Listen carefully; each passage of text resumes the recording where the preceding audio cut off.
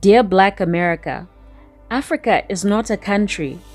Let's talk honestly about slavery and blame. To our brothers and sisters in the diaspora, especially in America, we see you. We hear the frustration, the blame, the pain, but let's be honest. We also feel misunderstood, lumped together, and accused of crimes we didn't commit.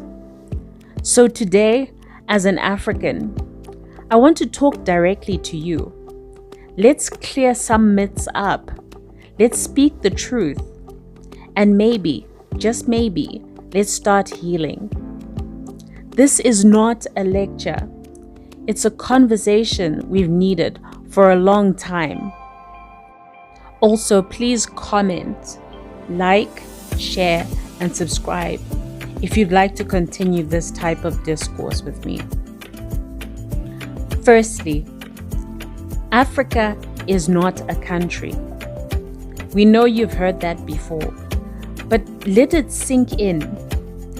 There are 54 independent nations, thousands of ethnic groups, and over 2,000 languages.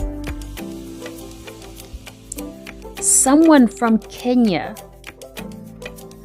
cannot possibly have an idea of what people in Algeria are doing, what they're eating, or how they pray.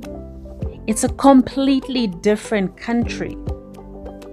People from different countries can't be held accountable for what people in another country did.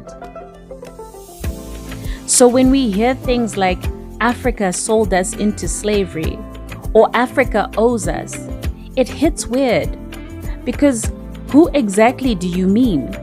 Ethiopia, Senegal, South Africa, Zimbabwe?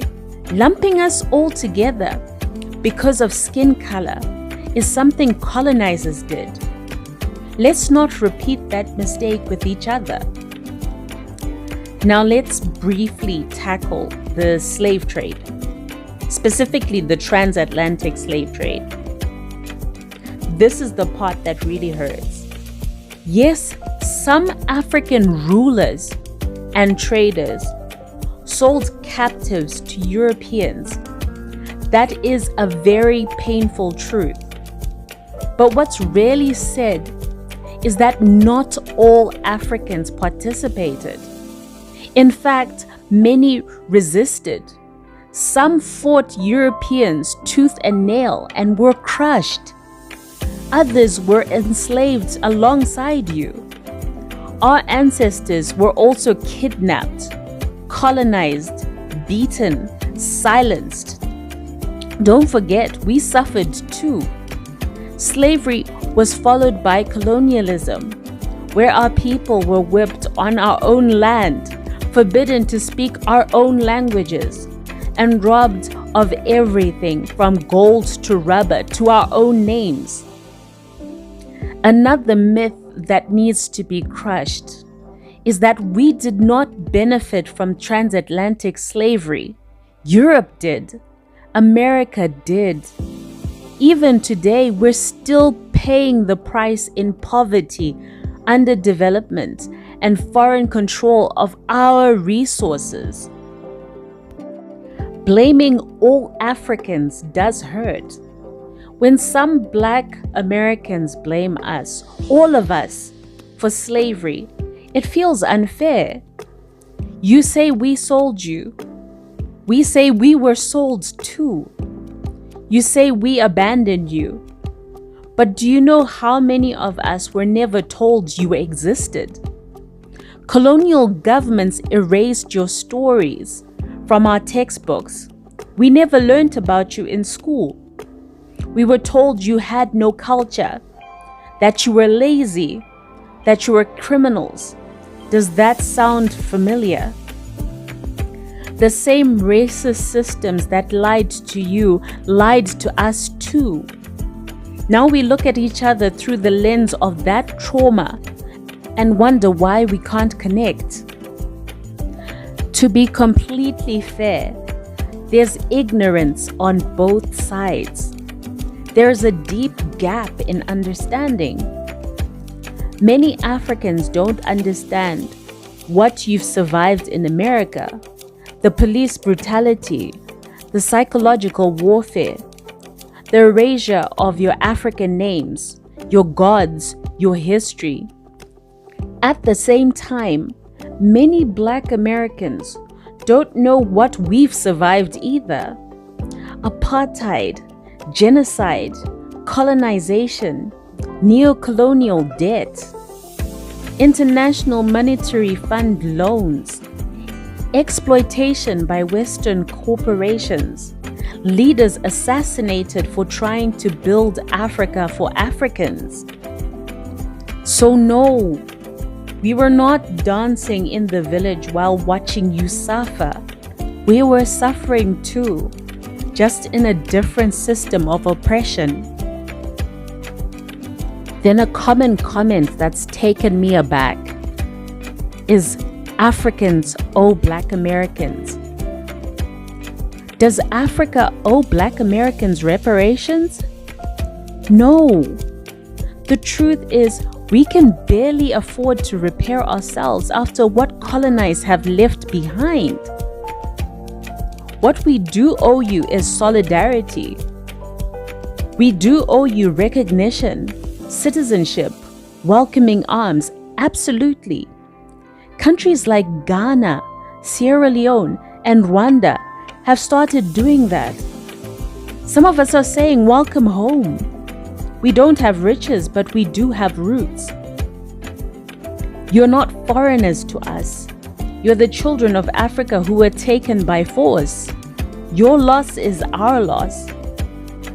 But to turn around and to ask all of Africa to take responsibility for a system we didn't create, can't afford, and never actually benefited from? This is why Pan-Africanism still matters. All people of African descent do share a common history, a common destiny, and are stronger when we unite politically, economically, and culturally. Pan-Africanism offers a reconnection and awareness with the global Black identity. Pan-Africanism is about solidarity, not sameness. It calls for unity across borders because colonialism, slavery, and racism affected us all. It's not about reparations. It's about encouraging Black people everywhere to support each other politically, economically, and culturally, to reclaim power, dignity, and pride together. As for the Misery Olympics, let's stop fighting over who hurt more. Your pain doesn't erase ours, and ours does not erase yours.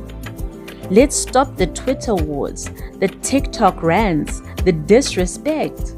Because while we argue, the same systems that enslaved you and colonized us still profit off our division. So let's rebuild the bond. Let's learn about each other for real. Let's visit each other, invest in each other, teach each other. We're stronger together than with hashtags blaming each other across oceans. Further, Africans have no issues with delineation. The problems arise with othering, and with some Black Americans demeaning Africans. This means Africans generally understand and respect the distinction between Black Americans and continental Africans. There's no issue with acknowledging differences in history, culture, and lived experiences.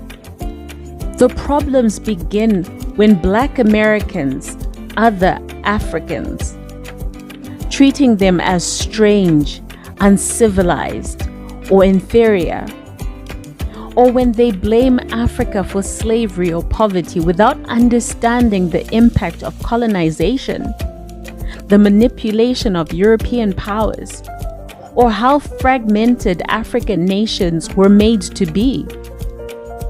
Or when some promote the idea that Africa owes them, when showing little willingness to learn or engage respectfully with the continent's reality.